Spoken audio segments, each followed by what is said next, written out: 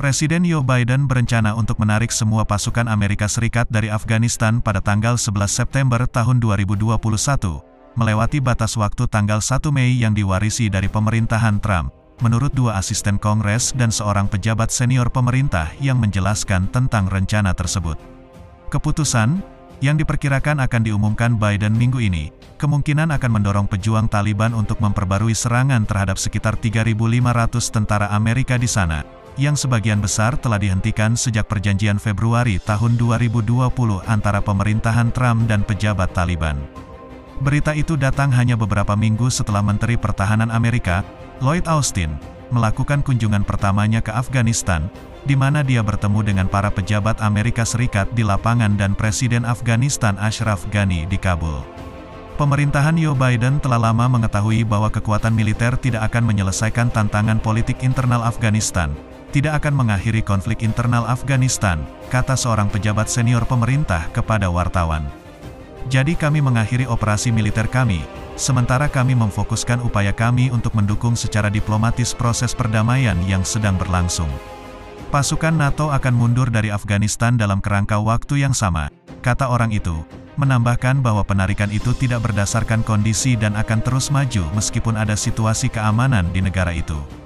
Presiden telah menilai bahwa pendekatan berbasis kondisi, yang telah menjadi pendekatan dalam 2 dekade terakhir, adalah resep untuk tinggal di Afghanistan selamanya, kata pejabat itu, mencatat bahwa keluarnya Amerika Serikat akan dimulai sebelum tanggal 1 Mei dan akan dilakukan. Diselesaikan paling lambat tanggal 11 September. Biden mengambil keputusan itu setelah berkonsultasi dengan sekutu dan mitra NATO di Afghanistan, dan setelah pemerintahannya menyelesaikan tinjauan bahwa tidak menutup-nutupi pilihan atau mengandalkan skenario kasus terbaik. Laporan rencana pemerintahan Biden memicu pujian dari anggota parlemen progresif yang telah lama mendorong penarikan total dari negara itu. Saya memuji Presiden Biden karena mencapai kemustahilan di sini di Washington untuk mengakhiri perang selamanya. Ini adalah tindakan keberanian dan visi politik yang luar biasa, kata Rohana, pendukung lama pengurangan penempatan militer di luar negeri.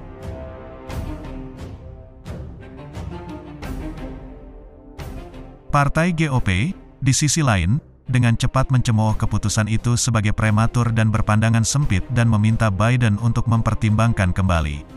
Mengatakan saya prihatin adalah pernyataan yang sangat meremehkan, ini adalah keputusan yang sembrono dan berbahaya, kata Senator Jim Inhofe, pejabat tinggi Partai Republik di Komite Angkatan Bersenjata.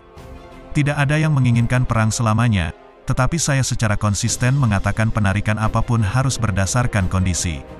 Tenggat waktu yang sewenang-wenang kemungkinan besar akan membahayakan pasukan kita, membahayakan semua kemajuan yang telah kita buat, dan menyebabkan perang saudara di Afghanistan, dan menciptakan tempat berkembang biak bagi teroris internasional. Kita berbicara tentang melindungi kehidupan orang Amerika di sini. Pemerintah Biden dan pejabat Pentagon telah memberi isyarat selama berbulan-bulan bahwa mereka tidak akan memenuhi tenggat waktu tanggal 1 Mei untuk menarik semua pasukan Amerika dari Afghanistan.